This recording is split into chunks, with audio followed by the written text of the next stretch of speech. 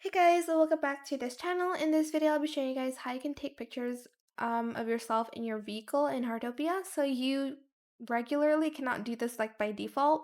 I don't know why they don't have this option when you have your camera out. You can still take a screenshot of you in the vehicle, but you cannot do these like cool camera stuff with your camera, of course, when you are in your vehicle. I'll show you what I mean. So I'm pressing X here, and as you can see, the camera button is nowhere to be like found. So this is what you're gonna want to do. Press your camera, press X, and then your camera.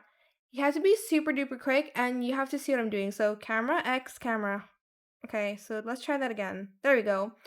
So you have to be really quick, and then as you can see, I can now take pictures of me in my car without the kind of like UI showing up.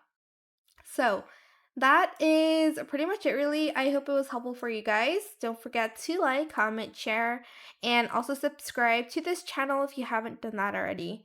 If you have any more questions about this video, just leave it in the comment section down below. I will try my best to answer them all for you guys.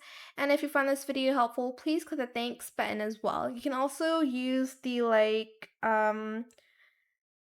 moving camera tricks as well. But yeah, thank you so much for watching. Bye.